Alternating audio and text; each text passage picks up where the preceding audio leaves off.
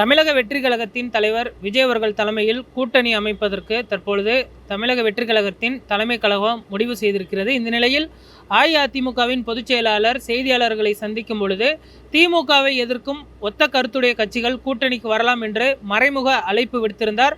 இதற்கு முன்பே பிள்ளையார் சொல்லி போட்டுவிட்டதாக எடப்பாடி பழனிசாமி அவர்கள் தெரிவித்திருந்த நிலையில் தற்பொழுது தமிழக வெற்றி கழகத்தின் நிர்வாகி சிடி நிர்மல்குமார் அவர்கள் தெரிவிக்கும் பொழுது தமிழக வெற்றி கழகத்தின் தலைவர் விஜய் அவர்கள் தலைமையில்தான் கூட்டணி, அவர்தான் முதல்வர் வேட்பாளர் என்பதனை மீண்டும் ஆணித்தரமாக தெரிவித்திருக்கிறார். இதன் மூலம் தமிழக வெற்றி கழகத்தின் தலைவர் விஜய் அவர்கள் தலைமையில் அவரை ஏற்றுக்கொள்ளக்கூடியவர்கள் மட்டுமே கூட்டணி அமைப்பதற்கான அந்த வாய்ப்புகள் இருப்பதாக சொல்லப்படுகிறது.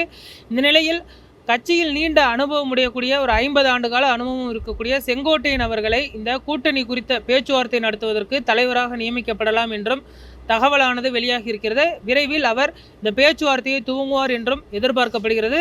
பாமக, தேமுதிக உள்ளிட்ட கட்சிகள் அதே போன்று ஒரு சில இஸ்லாமிய கட்சிகளையும் கூட்டணிக்குள் கொண்டு வருவதற்கான முயற்சிகள் தற்பொழுது தீவிரமாக மேற்கொள்ளப்பட்டு வருகின்றன.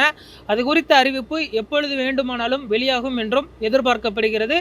இன்னும் ஒரு சில தினங்களில் கூட்டணி குறித்த முடிவினை விஜய் அவர்கள் எடுப்பார் என்றும் தை மாதத்திற்கு பிறகு இது அதிகாரப்பூர்வமாக அறிவிப்பு வெளியாகலாம் என்றும் எதிர்பார்க்கப்படுகிறது.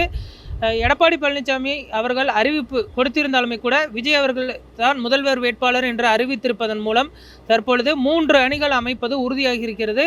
அதிமுக ஒரு அணியாகவும், திமுக மற்றொரு அணியாகவும், அதே போன்று தாவேகா தலைமையில் மற்றொரு அணியும் அமைப்பதற்கான அந்த வாய்ப்புகள் இருக்கிறது. சீமான் ஏற்கனவே தனியாக போட்டியிடுவார் என்று அறிவிக்கப்பட்டிருக்கக்கூடிய நிலையில் தாவேகா தலைமையில் தான் கூட்டணி, அவர் அதிமுகவிற்கு செல்ல மாட்டார் என்பது இதன் மூலம் தெளிவாக தெரிய வந்திருப்பதாக சொல்லப்படுகிறது.